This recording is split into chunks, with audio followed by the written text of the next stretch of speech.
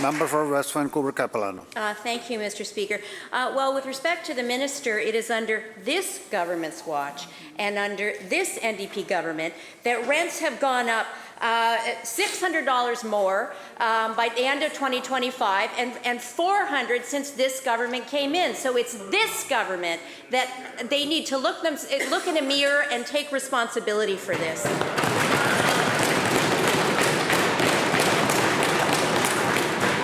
Now, CMHC is also saying that the Premier's failures on housing are set to create disastrous bottlenecks in Vancouver's housing market. And I will quote, "Supply growth hasn't kept pace with demand.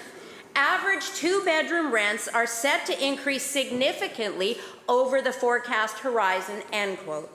Things are getting worse, Mr. Speaker. They are not getting better. Homes for people, we hear the minister talk about homes for people. Well, what people are those homes for? In Surrey, renters like Linda de Gonzalez, a 70-year-old senior on a fixed income, she now faces a 42% increase in her rent due to the broken and unaffordable rental market under this Premier. So, Mr. Speaker, why are people having to pay higher and higher rents under this Premier when he promised them results? Hear, hear.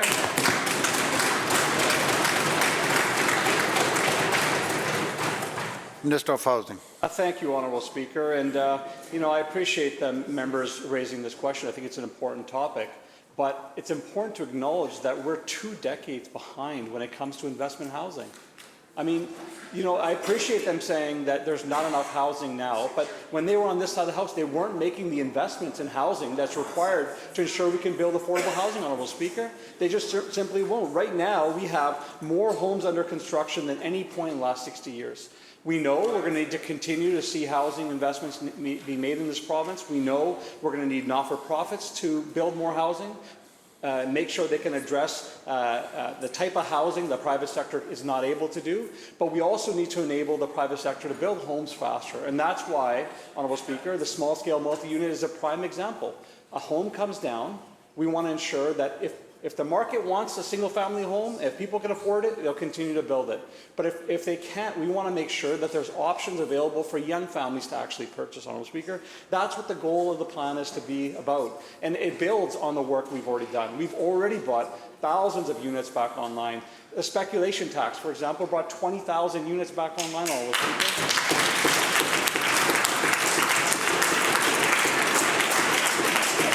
Single policy, which brought 20,000 units back on the market, Honourable Speaker, and the opposition opposed it. They said it's unfair for a person who owns multiple homes to have to pay an additional tax, Honourable Speaker. We're making different choices over here, Honourable Speaker. We're going to continue to invest in housing, work with the private sector, work with our partners to build the affordable housing in this province.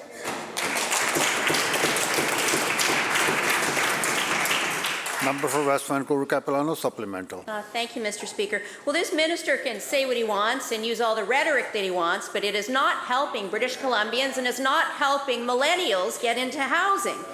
And BC seniors receive the lowest support in the entire country while grappling with an affordability crisis that continues to get worse.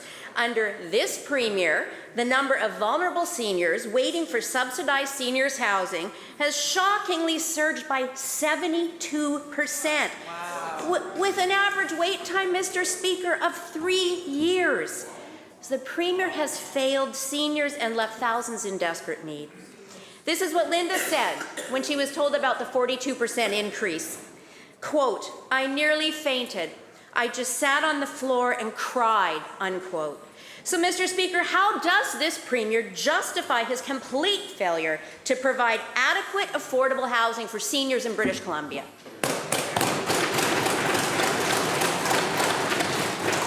Minister of Housing. Thank you, Honourable Speaker. We have thousands of units being built across this province for young families, for seniors.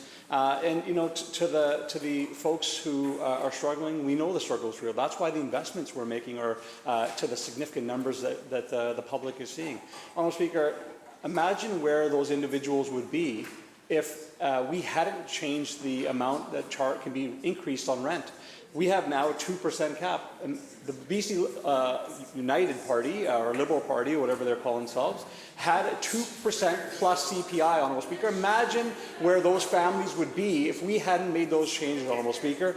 We have a lot more work to do. We're going to continue to do that work, Honourable Speaker.